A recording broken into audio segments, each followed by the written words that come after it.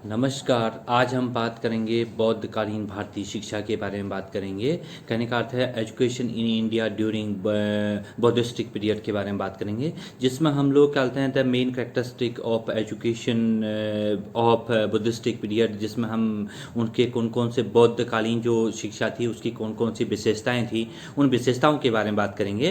क्योंकि जो उस बौद्धकालीन जो शिक्षा थी उसका जो माध्यम था वो पाली भाषा था। और पाली भाषा में सामान्यतः उस समय शिक्षा दी जाती थी। लेकिन कहने का अर्थ है कहीं न कहीं वैदिक जो साहित्य की जो शिक्षा का माध्यम जो संस्कृत भाषा थी, वो संस्कृत भाषा भी उस समय रही थी। और इसके अतिरिक्त जो देश के जो अन्य जो प्रचलित जो भाषाएं थी उनका भी कहीं न कहीं प्रयोग किया जाता था। और साथ ही उस समय जो छात्र की यदि हम योग्यता को देखें तो कहने का अर्थ है कहीं उस समय पे जो ये बौद्ध शिक्षा थी, वो बौद्ध शिक्षा में जो था कि उसमें चांडालों को छोड़ करके सभी जातियों के लिए शिक्षा प्राप्त करने के कहने का अर्थ है कि अधिकार प्रदान किया गया था। और उस समय केवल जो विकलांग थे या रोगी थे या स्वस्थ लोग थे या दंडित थे या किसी प्रकार से असम्मानित लोगों को कहने का अर्थ है कि शिक्षा का अधिकार बौद्धकालीन समय पर नहीं था। और जो विद्यारंभ जो प्रारंभ होता था वो 8 वर्ष की आयु में से होना प्रारंभ हो जाता था। और यह 12 वर्ष तक क्या बोलते हैं कि ये भ्रमण की स्थिति में रहता था। और इसके बाद यदि हम बात करें तो उस 20 वर्ष की आयु के पश्चात कहने का अर्थ है कि वो जो छात्र होता था वो भिक्षु बन जाता था। और इसके बाद यदि हम शिक्षण की उस समय की यदि हम पद्धतियों को देखें तो उस समय की जो शिक्षण की पद्धतियों में जो था मुख्यतः मौखिक को ज़्यादा महत्व दिया गया था। और उसमें उस समय की जो शिक्षा व्यवस्था थी उसमें रटने पर उस समय बल दिया गया था। और वाद विवाद उस समय वाद विवाद प्रतियोगिता के माध्यम से और साथ ही साथ तर्क विश्लेषण के माध्यम से और व्याख्या और जो स्पष्टीकरण आदि जो विधियां हैं उनका उस समय शिक्षण में प्रयोग किया जाता था। और इसके अलावा जो शिक्षण था वो उसमें कहने का अर्थ है कि विद्यार्थियों में कुशलता और उनके उन्नति के मार्ग को की ओर अग्रसर करना, ये इस प्रकार के उस समय की कहने का अर्थ है शिक्षण की पद्धति का उद्देश्य था। और उस समय क्या था कि जो शिक्षा से जो मंदबुद्धि जो विद्यार्थी हैं उन विद्यार्थियों को भी ज्ञान प्राप्त करने के लिए ज्ञानार्जन के लिए उनको उत्सुक किया जाता था, उनको उनका भी ज्ञान में वृद्धि की जाती थी। और उस समय के यदि गुरु और शिष्य के संबंधों की बात करें तो उस समय जो गुरु और शिष्य के जो संबंध थे बहुत ही मधुर थे। और साथ ही साथ वो जो गुरु की सेवा करना कहने का अर्थ है शिष्यों का बहुत बड़ा एक धर्म होता था। और साथ ही साथ गुरु के प्रति भक्ति भाव थी, श्रद्धा भाव विद्यार्थियों द्वारा रखा जाता था। और गुरु भी छात्रों को अपने व्यक्तित्व से कहीं न कहीं प्रभावित करते थे। और साथ ही साथ वो छात्रों के विकास के लिए सदैव सजग और तत्पर रहते थे उस समय गुरु। इसके अलावा जो गुरु और जो शिष्य के जो संबंध थे वो उनका स्वरूप जो था वो पुत्रानुरूप था। और ये उस समय की बात करें तो उसमें जो गुरु और शिष्य के संबंधों में कहने का अर्थ है पारस्परिक सम्मान का भाव था। और साथ ही साथ उसमें विश्वास का भाव था। और साथ ही साथ प्रेम और सहानुभूति का भाव था। और गुरु भी कहने का अर्थ है कहीं न कहीं विद्यार्थी के जो छात्र के वो आध्यात्मिक मार्ग का उसको पथ प्रदर्शन करते थे। और गुरु जो थे वो विद्यार्थी के सर्वांगीण विकास में कहने का अर्थ है सहयोग प्रदान करते थे, बौद्धकालीन शिक्षा की विशेषताओं के तहत देखें तो। और उसके अलावा उस समय जो शिक्षा व्यवस्था में देखें जो प्रवज्जा संस्कार था, उस प्रवज्जा संस्कार के तहत हम देखें तो प्रवज्जा का जो शाब्दिक अर्थ होता है बाहर जाना, गोइंग आउट इसका अर्थ ये है। और जिसमें क्या होता है कि बालक अपने परिवार से मतलब कहने का अर्थ जो पूर्व की जो स्थिति होती है उसका कहने का अर्थ है परित्याग करते हुए, उसको मतलब छोड़ते हुए कहने का अर्थ है कि संघ में प्रवेश करता था। और उसके जीवन में कहने का अर्थ है कि बौद्ध भिक्षु बनने का जो प्रथम चरण चरण क्या होता था, इसी संस्कार के द्वारा प्रारंभ होता था। पौजा के से ही उसके मतलब 8 वर्ष की आयु से पहले मतलब इसको संपन्न नहीं कर सकते थे। इसके बाद ही मतलब पौजा संस्कार जो होती थे प्रारंभ होता था। पौजा संस्कार के माध्यम से ही बालक क्या करता था कि भिक्षु बनने की ओर को अग्रसर होता था। और इस प्रकार हम कह सकते हैं कि बौद्धकालीन जो शिक्षा की विशेषताओं में पौजा संस्कार का बहुत बड़ा महत्व है। वहीं से क्या बोलते हैं, उनकी शिक्षा का शुभारंभ होता है और वहीं से वो शिक्षा ग्रहण करना, गुरुकुल में जाकर के मतलब मठों और बिहारों में जाकर के वो शिक्षा का शुभारंभ करना प्रारंभ हो जाता है। इस प्रकार कह सकते हैं बौद्ध शिक्षा जो थी वो उस समय की शिक्षा व्यवस्था के तहत अनगिनत विशेषताओं को लिए हुए थी। और ये पौचा संस्कार के तहत देखें तो जो विद्यार्थी होता था, विद्यार्थी क्या करता था, अपने केसों को मुड़ाकर उनको क्या करता था, पीले वस्त्र धारण करता था। और क्या करते हैं कि जो इनकी जो बौद्ध धर्म की जो सबसे महत्वपूर्ण पुस्तक है विनय पिटक, उसमें कहा भी गया है कि बालक अपने सिर को मुड़वाता था और पीले वस्त्र धारण करता था और प्रवेश करने वाले मठ के भिक्षुओं के चरणों को अपने मस्तक से स्पर्श करता था और साथ ही साथ और उनके सामने पालती मारकर, कहने का अर्थ है भूमि पर बैठ जाता था। और मठ के सबसे बड़ा जो भिक्षु होता था उससे 3 बार यह शपथ लेने के लिए कहता था। वो शपथ बहुत मतलब महत्वपूर्ण है अपने आप में, जो भिक्षु द्वारा उसको प्रदान की जाती थी। वो है बुद्धम शरणम गच्छामि, धम्मम शरणम गच्छामि। इसको उसे 3 बार कहने के लिए कहा जाता था, जिससे कि वो इस से संघ के बुद्धम शरणम गच्छामि, धम्मम शरणम गच्छामि, संगम शरणम गच्छामि के द्वारा वो इस शपथ का कहने का अर्थ है कि वो उसको धारण करता था मन मस्तिष्क में। कहने का अर्थ है जो पौच संस्कार का जो शुभारंभ के साथ ही जहाँ केस अपने मुड़ावा कर, वो कहने का अर्थ है कि वो इस कहने का अर्थ है कि भिक्षु बनने की ओर अग्रसर होता था। और इसमें उसको 10 प्रकार के उपदेश दिए जाते थे प्रमुखतः। उसमें पहला उपदेश ये था कि चोरी न करना, पहला नंबर 1। नंबर 2 जीव हत्या न करना। नंबर 3 उसमें यह था कि असत्य न बोलना। और नंबर 4 यदि देखें तो मादक वस्तुओं का सेवन न करना। और 5वां देखें तो जो ऊंचे बिस्तर पर न सोना। और 6ठा जो था वो वर्जित समय में भोजन न करना।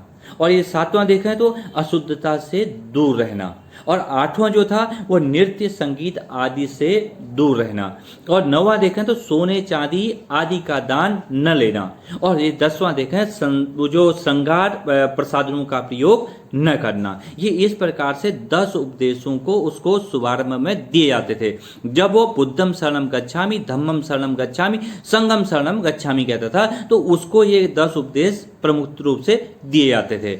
इसके बाद वो जो ये शिक्षा ग्रहण करने के उपरांत जहाँ वो उसकी बात करते हैं तो उसके अलावा वो जो उप संपदा संस्कार होता था, उप संपदा संस्कार में बालक क्या करता था, इसमें 12 वर्ष की आयु से लेकर के 22 वर्ष की आयु तक वो शिक्षा प्राप्त करने के पश्चात छात्र, कहने का अर्थ है कि जब उस मठ को छोड़ करके छोड़ना मतलब अनिवार्य होता था तो उस समय पर कहने का अर्थ है कि उप संपदा जो संस्कार है वो उसको पूर्ण कराया था। और उस समय पे क्या करता था, भिक्षु जो है वो संघ में एक रहने का, कहने का अर्थ है कि अधिकारी बन जाता था, ये पात्र बन जाता था शिक्षा ग्रहण करने के उपरांत। और संघ में रहने का जब अधिकारी जो छात्र भिक्षु के निर्णय के अनुसार ही उसको बनाया जाता था। और साथ ही साथ जो शिक्षा प्राप्त करने के पश्चात जो छात्र है वो अपने क्या कहते हैं श्रेष्ठ भिक्षुओं के समक्ष जाकर के क्या करता था, उपस्थित होता था। और उसमें भिक्षुगणों के द्वारा जो होता है वो छात्र से वो प्रश्न पूछते थे और प्रश्नों के उत्तर जो था कि वो उसके द्वारा जो भिक्षु बनने की ओर अग्रसर है उस छात्र द्वारा उनके उत्तर दिए जाते थे। और इस परीक्षा के सफल हो जाता था तो उसमें उसको फिर उप संपदा संस्कार किया जाता था। और उप संपदा संस्कार करते समय जो भिक्षु जो है उसमें संघ रहने के लिए जो कुछ संघ में जो रहने के लिए कुछ नियम थे, उन नियमों का उसे विशेष रूप से पालन करना होता था। जैसे उसमें नियम थे कि वृक्ष के नीचे निवास करना, ये पहला नियम था। दूसरा था भिक्षा मांग करके भोजन करना। तीसरा नियम था स्त्री समागम और चोरी और हत्या से बचना। ये मतलब इन तीनों चीजों से कहीं ना कहीं उसको बचने के लिए कहा जाता था। और चौथा अलौकिक शक्तियों का दावा न करना। और पांचवा उसे कहा जाता था साधारण वस्तुओं को धारण करना। और छठा कहा जाता था कि औषधि के रूप में गोमूत्र का सेवन करना। इस प्रकार से कह सकते हैं कि उपसंपदा संस्कार के पश्चात भिक्षु पूर्ण रूप से इन सभी नियमों को कठोरता से अपने जीवन में पालन करता था और इन नियमों के तहत ही अपने जीवन को कहने का अर्थ श्रेष्ठ और क्या कहते हैं अपने व्यक्तित्व का विकास करता था। इस प्रकार कह सकते हैं कि बौद्धकालीन शिक्षा की जो विशेषताओं में देख सकते हैं प्रौज्झा संस्कार से लेकर के जो उपसंपदा संस्कार है यह अपने आप में बहुत ही महत्वपूर्ण है। इसके बाद उस समय की जो व्यावसायिक शिक्षा थी, व्यावसायिक शिक्षा के अंतर्गत उनको औषधि की शिक्षा दी जाती थी, विज्ञान की शिक्षा दी जाती थी, कताई बुनाई की शिक्षा दी जाती थी, साथ ही भविष्य कथन आदि के बारे में उनको ज्ञान प्रदान किया जाता था। और बौद्ध काल में जो था कि वो लेखन हो गया, गणना हो गया और रूपम हो गया और कृषि हो गया, वाणिज्य हो गया, कुटीर उद्योग हो गया और पशुपालन हो गया, हस्त ज्ञान हो गया, इंद्रजाल हो गया, मृतकों को जीवित करने का जो मंत्र हो गया और पशुओं की बोली का ज्ञान हो गया और धनुर्विद्या हो गई और भविष्य कथन हो गया, इंद्रिय संबंधी जो क्या कहते हैं क्रियाओं का वशीकरण हो गया, शारीरिक संकेत और औषधि विज्ञान ये पाठ्यक्रम में कहीं न कहीं उस समय सम्मिलित थे। इस समय जो बौद्ध शिक्षा थी, बौद्धकालीन जो शिक्षा थी वो कहीं न कहीं कहने का अर्थ है कि प्रकृति के संरक्षण में ही कहीं न कहीं प्राप्त की जाती थी। और बौद्धकालीन जो शिक्षा थी वो मठों और विहारों में कहने का अर्थ है कि पूर्ण होती थी। और इसमें केवल क्या बोलते हैं उसमें जो संघ के द्वारा जो नियम बनाए गए थे उन नियमों का कठोरता से कहने का अर्थ है कहीं न कहीं छात्र को पालन करना होता था। उस समय वाद विवाद के द्वारा क्या कहते हैं वाद विवाद प्रतियोगिताओं के द्वारा ज्ञान में वृद्धि करने के लिए प्रोत्साहित किया जाता था। उसमें ज्ञानार्जन के लिए कहने का अर्थ है कि उसको भ्रमण और क्या कहते हैं देशाटन के माध्यम से वो कहने का अर्थ है ज्ञान को अर्जित करता था, अनुभव को अर्जित करता था और शास्त्रीय विचारों से वो कहीं ना कहीं अपने अंदर समाहित करता था। और छात्र जीवन में उस समय बहुत कठोर नियम भी थे। उस समय के जो यदि नियमों को हम देखें तो उन नियमों में कहने का अर्थ है कि जो भोजन करने का था वो दिन में जैसे 3 बार भोजन करने की व्यवस्था उस समय की थी, लेकिन उसमें भी उसके भी नियम थे। भिक्षाटन के भी नियम थे उस समय, स्नान प्रतिदिन स्नान करना आवश्यक था और साथ ही साथ उसमें बहुत सारे स्नान के भी नियम थे और वस्त्र धारण करने के नियम थे और साथ ही साथ उसमें अनुशासन के बहुत कठिन नियम थे। अनुशासन के नियमों में ये था कि जो छात्र जो जीवन है उसमें अनुशासन के उन नियमों का कठोरता से पालन किया जाता था, जिसमें फूल और पत्तियों को तोड़ना कहीं न कहीं वर्जित था, साथ ही साथ श्रृंगार प्रसाधनों का प्रयोग करना वर्जित था, साथ ही साथ अपशब्दों को बोलना वर्जित था, साथ ही साथ सार्वजनिक स्थानों में जो तमाशे होते हैं उन तमाशे को देखना कहीं न कहीं वर्जित था। इन छात्रों को कहने का अर्थ है इन नियमों को तोड़ने पर कहीं न कहीं दंडित किया जाता था। इसलिए कहने का अर्थ है कि उस समय की अनुशासन व्यवस्था पूर्णतः कहने का अर्थ है कि छात्रों के व्यक्तित्व के विकास में अत्यंत ही महत्वपूर्ण और सहायक सिद्ध थी। और उस समय की जो स्त्री शिक्षा के बारे में बात करते हैं तो उसमें बौद्धकालीन जो शिक्षा है उस शिक्षा में कहने का अर्थ है कि स्त्रियों की शिक्षा के बारे में कहने का अर्थ है पूर्णतः प्रारंभ में तो उसको अस्वीकार किया गया है, लेकिन जो धीरे धीरे क्या है कि बौद्ध जो भिक्षुकों ने क्या कहते हैं उनके द्वारा बाद में इस जो उनकी विमाता प्रजापति थी उनके द्वारा कहने का अर्थ है कि स्त्रियों के संघ में प्रवेश करने की जो आज्ञा प्राप्त हो गई थी। और उसके बाद जो बौद्ध भिक्षुओं के दिन में संघ से उनको क्या बोलते हैं कहने का अर्थ है स्त्रियों को अलग शिक्षा दी जाती थी और स्त्रियां जो संघ में जो प्रवेश कर जाती थी उनको क्या बोलते हैं भिक्षुणी कहलाती थी। और साथ ही साथ उसमें जो बौद्ध काल में शिक्षा का जो प्रसार था वो स्त्री शिक्षा के रूप में धीरे धीरे विकसित हुआ है। प्रारंभ में उतना नहीं था, धीरे धीरे समय के अनुसार उसमें परिवर्तन हुआ है। और स्त्रियों का जो संघ में प्रवेश की अनुमति जो स्त्री शिक्षा के लिए कहने का अर्थ है विशेषकर यदि आधुनिक दृष्टिकोण से देखें तो बहुत ही महत्वपूर्ण है, जिसमें क्या बोलते हैं स्त्रियों को उस समय क्या बोलते हैं कहने का अर्थ है व्यवसायिक रूप से सक्षम बनाया जाता था। और इस प्रकार के कहने का अर्थ है अनेक उदाहरण मिलते हैं कि बौद्धकालीन शिक्षा की विशेषताओं के तहत। और उस समय के यदि पाठ्यक्रम को देखें तो उस पाठ्यक्रम में कहने का अर्थ है कहीं न कहीं बौद्धकालीन जो था उसमें कहने का अर्थ है कि अध्यात्म को महत्व दिया गया था, खगोल शास्त्र को भी उसमें महत्व दिया गया था, औषधि शास्त्र को भी उसमें महत्व दिया गया था।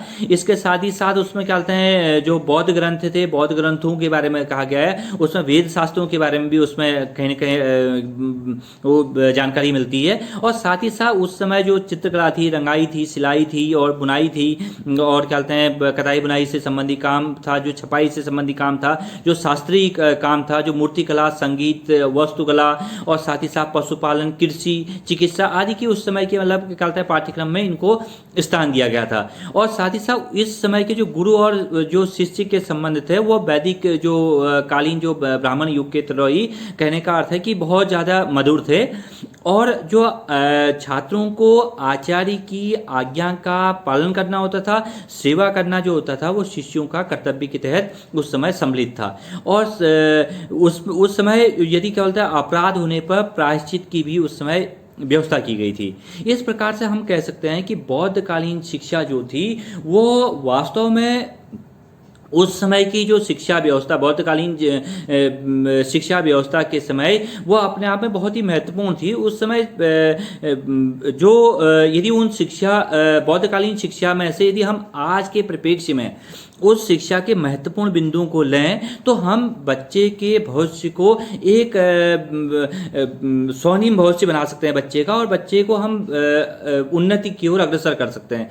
उसमें यदि जैसे हम उस समय जो था बुद्धम शरणम गच्छामि, धम्मम शरणम गच्छामि, संगम शरणम गच्छामि जो था, यदि हम उसको यदि आज वर्तमान परिप्रेक्ष्य में देखें, जो उसमें कहे गए जो जो क्या कहते हैं प्रयोजक संस्कार के बाद जो बच्चे के लिए जो 10 उपदेश थे, उन उपदेशों को भी यदि हम आज के दौर में देखें तो बच्चे के लिए उज्जवल भविष्य के निर्माण में बहुत बड़े सहायक हो सकते हैं। जैसे उस समय चोरी न करना था, ये आज भी यदि हम बच्चों के संस्कारों में डालने की जरूरत है, उसको उसके क्या कहते हैं उसके मूल्यों में समाहित करने की जरूरत है। साथ ही साथ उस समय ये था कि जीव हत्या न करना, ये बहुत बड़ा एक कहना चाहिए कि उसको हम आज के परिप्रेक्ष्य में भी शिक्षा में लागू करने की आवश्यकता है। साथ ही साथ उस समय था कि असत्य न बोलना, असत्य कहने का अर्थ सत्य बोलने के लिए बच्चों को प्रेरित करना, ये शिक्षा में होना चाहिए। यदि उस समय की शिक्षा व्यवस्था की विशेषताओं में से उन शिक्षा की विशेषताओं को हम यदि आज के परिप्रेक्ष्य में लागू करें तो उसमें इनको हम प्रमुख रूप से लागू कर सकते हैं। इसके अलावा ऊंचे बिस्तर पर न सोना, कहने का अर्थ है बच्चों को इस प्रकार के यदि आराम मतलब सुख सुविधाओं से परिपूर्ण कर दिया जाएगा तो वो अपने भविष्य के निर्माण के प्रति कहने का अर्थ है कहीं ना कहीं पूर्ण रूप से जागरूक नहीं हो पाएंगे। कहने का अर्थ सुख सुविधाएं बच्चों को प्रदान करो, लेकिन सुख सुविधाओं को अर्जित करने के लिए, नए ज्ञान को अर्जित करने के लिए, व्यवसायिक रूप से कुशल बनाने के लिए भी बच्चों को तत्पर करो, और राष्ट्रीय विकास में योगदान देने के लिए भी उन बच्चों को तत्पर करो। ये नहीं कि उनको सुख सुविधाओं से परिपूर्ण करने से वंचित नहीं करना है, बल्कि सुख सुविधाओं से बच्चों को परिपूर्ण करो, लेकिन उन सुख सुविधाओं का वास्तविक रूप में उस बच्चे को महत्व ही बताओ कि ये सुख सुविधाएं कैसे अर्जित की जा सकती है, इन सुख सुविधाओं से किस प्रकार से मानव जीवन को श्रेष्ठ और कहते हैं भौतिक जगत में से और जो अभौतिक जगत है उसके बारे में बताया जा सकता है। साथ ही साथ उसे आध्यात्मिक जगत के महत्व से भी अवगत कराया जा सकता है। इसके अलावा अशुद्धता से दूर रहना सिखाया जाता है और वर्जित समय में भोजन न करना बताया जाता है। जैसे कि कहने का अर्थ है कि हम किसी भी समय पर भोजन ग्रहण कर लेते हैं, इसके लिए बारे में भी बच्चों को जानकारी देनी चाहिए, और साथ ही साथ नृत्य संगीत आदि की उनको शिक्षा देनी चाहिए, और उनको क्या कहते हैं इस प्रकार के मतलब कहना चाहिए कि ज्ञान देना चाहिए जिससे कि वो नए ज्ञान को आत्मसात करने के लिए तत्पर रहें। और जहां उस समय की बात है उसमें जो बहुत महत्वपूर्ण है कि स्त्री समागम और चोरी और हत्या से बचना, ये आज सिखाने की जरूरत है। जहां हम बात कर रहे हैं कि बेटी बचाओ बेटी पढ़ाओ, उसी को हमने कि उसको हमें नए रूप में भी देख सकते हैं उसमें कि बेटा पढ़ाओ बेटा बचाओ। कहने का अर्थ है उसको ये जो आज समाज में हो रहे जो विभिन्न प्रकार के हम देख सकते हैं कि जिसमें हत्या की हो रहे हैं, बलात्कार हो रहे हैं, ये सारी कहने का अर्थ है कि जो घटनाएं हो रही हैं ये घटनाएं घटित इसीलिए हो रही हैं क्योंकि हमें मातृशक्ति के प्रति सम्मान के जो विचार हैं या भाव हैं उनको हमें उन मूल्यों में और उस ज्ञान में समाहित करने की अत्यंत ही आवश्यकता है। और साथ ही साथ हमें ऐसे मतलब क्या कहते हैं ऐसे ज्ञान की आज की ज़रूरत है जो कहने का अर्थ है कि बच्चों को कहने का अर्थ है कि संपूर्ण रूप से कौशल युक्त बनाए, तरक्की युक्त बनाए। उनको सिलाई कताई भी सुनाओ, उसे औषधि ज्ञान भी कराओ, उसे विज्ञान के बारे में बताओ, उसे साथ ही साथ उसे पशुपालन भी बताओ, उसे हस्तकला के बारे में भी ज्ञान बताओ, और साथ ही साथ उसे अन्य प्रकार से कुटीर उद्योगों के बारे में बताओ, वाणिज्य के बारे में बताओ। तो और क्या कहते हैं, इस प्रकार से शारीरिक और मानसिक शक्ति को कैसे मजबूत किया जाता है उसकी भी जानकारी देना अत्यंत ही आवश्यक है। इस प्रकार हम कह सकते हैं बौद्धकालीन जो शिक्षा की जो प्रमुख विशेषताएं थी, उन विशेषताओं को हम आधुनिक परिप्रेक्ष्य में भी और आधुनिक समय में भी हम उनको लागू कर सकते हैं, और जिसको लागू करके हम बच्चों के भविष्य को क्या कहते हैं, बच्चों के भविष्य को हम सुखी, समृद्ध और क्या कहते हैं उज्जवल बना सकते हैं। इस प्रकार से हम कह सकते हैं कि बौद्धकालीन शिक्षा की जो प्रमुख विशेषताएं थी वो अपने आप में उस समय भी महत्वपूर्ण थी, और आज भी उनमें से जो महत्वपूर्ण जो विशेषताएं थी आज के परिप्रेक्ष्य में भी वो अपने आप में उस समय की तरह ही सार्वभौमिक रूप से सत्य हैं। धन्यवाद।